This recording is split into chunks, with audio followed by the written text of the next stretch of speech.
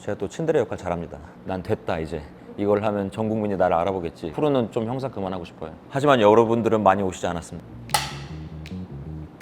안녕하세요. GQ 코리아 구독자 여러분, 저는 배우 손석구입니다. 지금부터 이제 신스틸러 시작해 보겠습니다.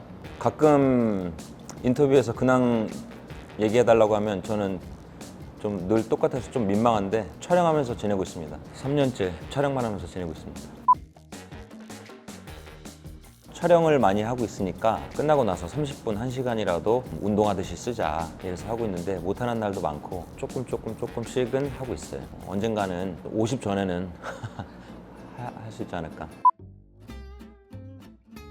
연출 쪽이나 작가 쪽에 관심이 많았었는데 20대 후반 때 좀 뭐라도 하면서 시간을 보내야 되지 않을까 해서 우연히 연기 가르쳐주는, 그리고 공연을 할 수 있는 기회를 주는 스튜디오에서 취미로 저는 시작을 했어요. 뭐 이거를 커리어로 해도 괜찮겠는데 라는 생각을 했는데, 직업적인 특성상 사람들 앞에 서는 일이잖아요. 그때 당시에 저한테는 활력소가 됐어요. 사람들한테 좀 사랑받고 싶은 마음에 시작을 했어요, 연기를.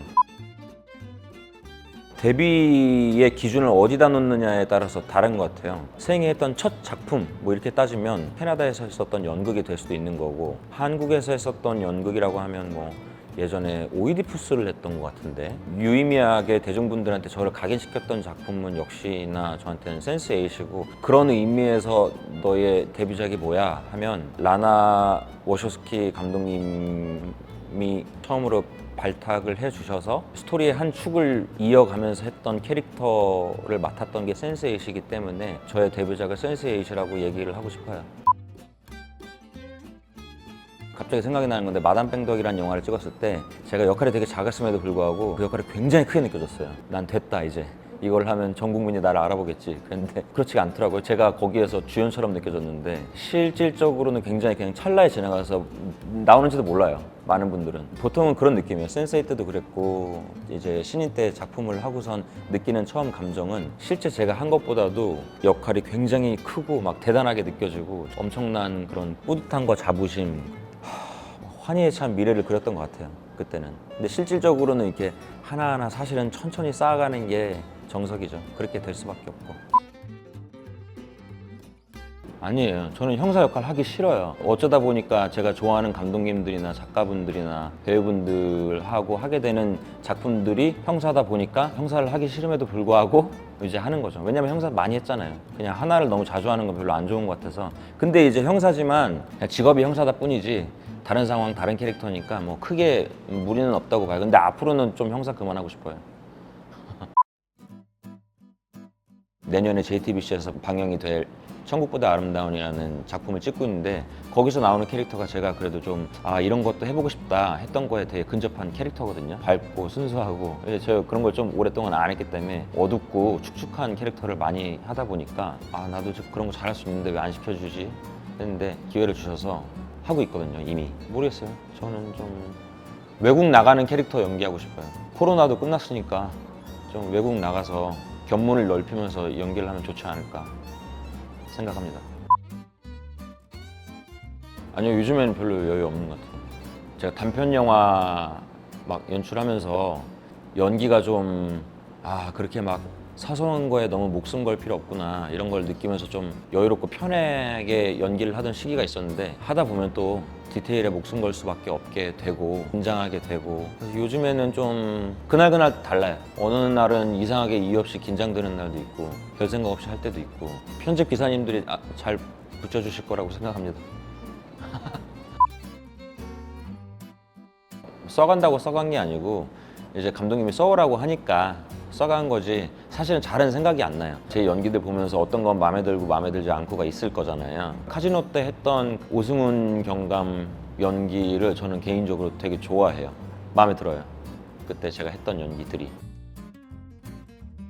요즘에 제가 제 신발장에 음료수를 막 넣어놓고 그래요. 이상하게 막 진짜 기억력도 안 좋아지고 정말 기억이 안 나요. 저는 어제 찍은 것도 잘 기억이 안 나요. 첫 알파벳을 따서 단어를 하나씩 얘기해서 이제 소통을 원활하게 하는 수단인데, R이 로미오예요. 그래서 그냥 로미오지 사실 뭐 별다른 뜻은 없는데 아마 감독님은 로미오와 줄리엣의 로미오 뭐 이런 거를 생각하시지 않았을까요? 제가 뭐 그런 것까지 뭐 이렇게 감독님한테 물어보기에는 저희 촬영장에 너무 정신이 없어서 일단은 연기를 하고 그 후에 아마 감독님이 얘는 로미오야 이래서 아 내가 로미오를 연기한 거구나 그렇게 했습니다. 근데 이름이 뭐 괜찮은 것 같아요. 제 연기 인생 중에 가장 카지노 말고 또 좋았던 연기를 꼽으라면 UV방이 아닌가 싶습니다. UV 선배님들이 하자고 하던 그 시기에 저도 그 아이디어를 얘기를 해서 되게 잘 맞았고 상당 부분의 뭐 이렇게 아이디어들을 한번 물어볼까요? 뭐 해볼까요? 막 이러면서 되게 재밌게 찍었어요. 유세윤 선배님이 정말 뛰어난 감독님이세요. 연기 연출이 아주 배우들을 편하게 하시면서 이렇게 연기를 싹 뽑아내시는 것 같아요. 처음에 이렇게 시작해서 이런 문제를 겪고 이런 식으로 끝날 거다. 그 정도의 가이드라인을 갖고 그냥 가는 거예요. 너가 내 사탕을 훔쳐먹으면 내가 거기서 막 엄청 노발대발 할 거야. 너도 거기에서 빈정상하고 막 이렇게 해서 그냥 찍는 거예요. 그래서 저는 그런 거 좋아하거든요. 재밌었어요. 그런 얘기 있었잖아요. 영화 볼 테니까 그만해. 하지만 여러분들은 많이 오시지 않았습니다. OTT라도 보십시오. 100만 원이 안 됐습니다, 우리 영화. 하지만 전 저희 영화를 사랑합니다. 안국진 감독님 너무 슬퍼하지 마십시오. 당신은 위대한 감독입니다. 멜로가 체질? 저보고 지금 그 대본을 똑같이 주면서 연기 한번 해보라고 하면 지금은 그렇게 못할 것 같아요.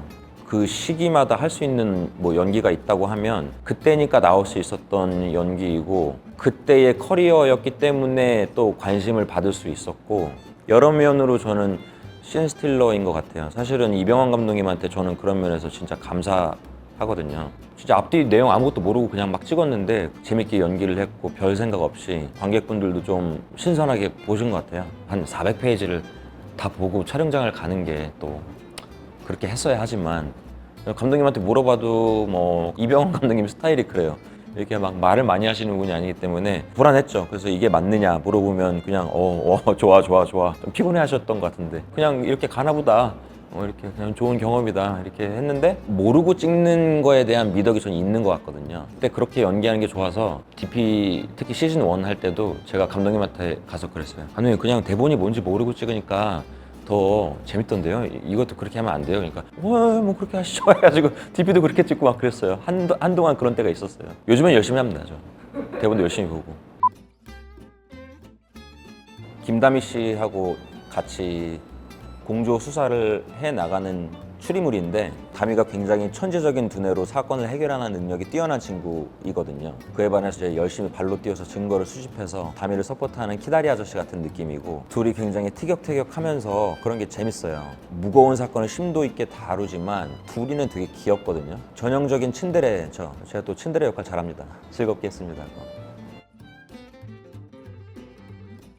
과거에 다른 작품에서 찍었던 동료들을 또 만나는 경우가 많아요. 성균이 형, 봉식이, 우진이, 다미는 처음 만났지만 촬영장이 어색하지 않게 저희가 하여튼 정말 많이 떠들면서 재밌게 찍었어요. 감독님이 마치 좀 유치원 선생님처럼 니네 이제 좀 그만하고 집중해라 막 그러는 경우가 많았는데 사진도 많이 찍고 영상도 많이 찍고 되게 짓궂은 몰래카메라도 많이 찍고 공개할 수는 없지만 우리 나인퍼즐 감독님은 윤종민 감독님께서 대한민국에서 남자 캐릭터는 자기가 그냥 최고니까 믿고 해라. 근데 저는 그게 무슨 뜻인지 알았어요. 사실은 대본에 없던 요소들을 많이 넣어서 의상부터 사소하지만 굉장히 이색적인 행동까지 같이 만들어가는 재미가 굉장히 있었거든요. 좀 아이디어에 참여를 하고 의미가 좀 남달랐거든요. 에피소드는 아닙니다.